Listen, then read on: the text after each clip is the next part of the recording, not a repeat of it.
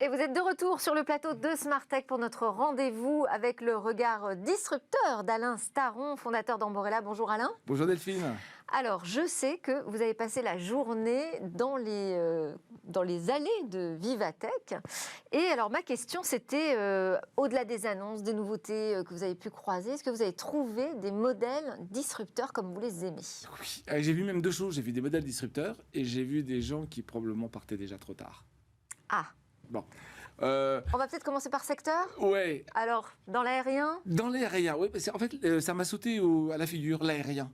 En fait, je commence par tomber sur le stand d'Air Liquide, évidemment, sur les flying whales, les baleines volantes.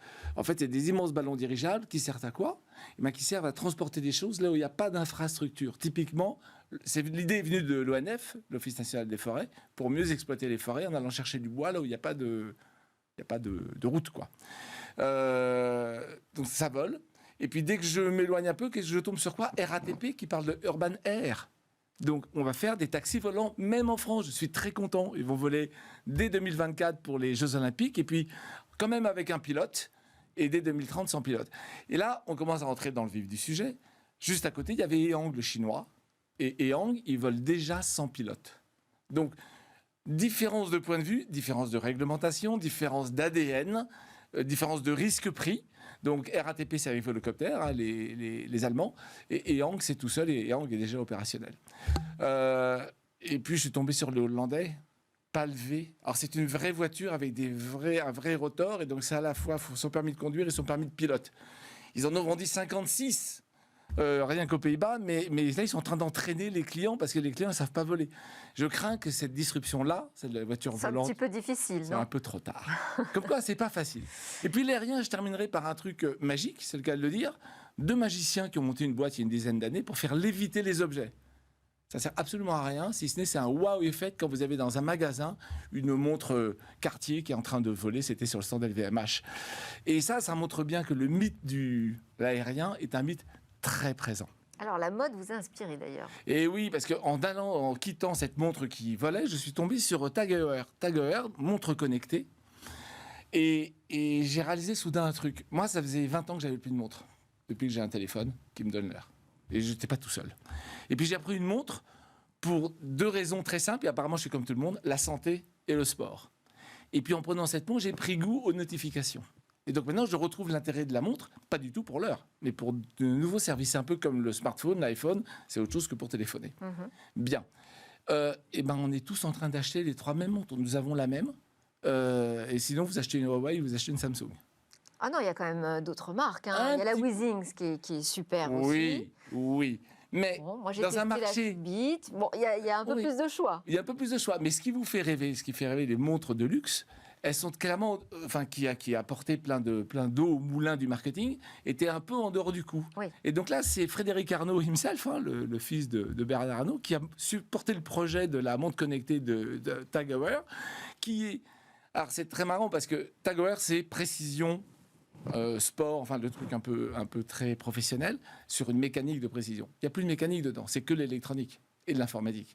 Ils ont monté une équipe pour faire exactement eux-mêmes ce qu'ils voulaient faire. Et l'expression de la montre, elle est toujours dans la présentation, et elle est dans les applis qu'ils développent. Le golf, la natation, là où il y a du sport, là où il faut chronométrer, ils se veulent meilleurs que les autres, et leur montre d'ailleurs a des boutons que toutes les montres connectées n'ont pas. Donc c'est une base Android, c'est compatible à Apple, et c'est à 1 700 €. Une Apple Watch, ça peut monter à 1 200 €, hein, et encore sans le bracelet. Ça dépend du bracelet. Donc on se rend compte qu'ils viennent coiffer par le dessus les ambitions de luxe d'Apple. Et ça me fait penser à quelque chose, c'est que Apple, comme Samsung, comme tous ces gens-là qui sont dans le virtuel, ces gens-là, qu'est-ce qu'ils ont fait ? Ils créent des écrans et tout est dans l'écran. On se coupe un peu du concret. Hein, vous savez, tout ce qui est Apple, c'est très, très elliptique, très léger, très, très discret. Et finalement, on a quand même un peu besoin de concret.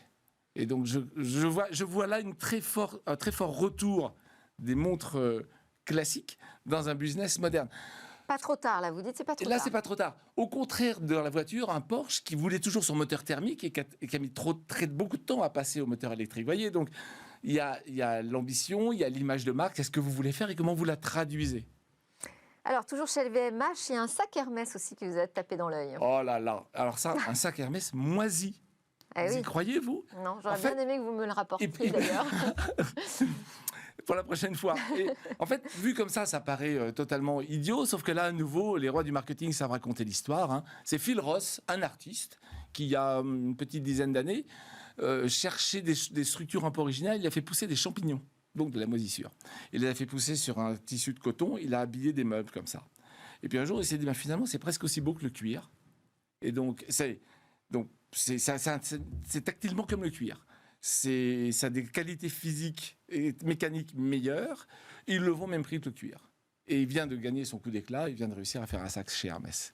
Donc, Super. et donc, qui est évidemment écolo, puisque l'écologie, c'est quand même... Alors, l'écologie, on en parle beaucoup à Vivatech. on parle- C'est la tendance. C'est la tendance, on parle évidemment que de ça. En vrac, et toujours pareil avec mon idée, où vont les infrastructures. Vous savez, ces grandes éoliennes avec des grands mâts de 100-150 mètres pour aller chercher les vents d'altitude, c'est très laid. Il y a un gars qui dit, je vais faire des cerfs-volants plutôt que des grands mâts. Il monte à 200 mètres d'altitude, donc les vents sont encore plus forts, et puis on tire sur le câble. Un cerf-volant, ça tire sur le câble, et c'est comme ça qu'il fait l'énergie. Très discret.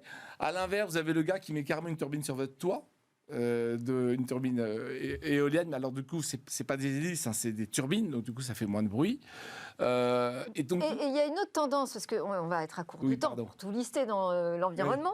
Il y a une autre tendance, c'est la télémédecine, d'ailleurs, dont on a parlé aussi oui, cette semaine. et là, très belle conversation avec le gars qui revient de l'étranger, c'est pas anodin, et qui dit, moi, quand je suis malade dans la plupart des pays du monde, la première chose qu'on me demande quand j'arrive à l'hôpital, c'est ma carte de crédit. Oui.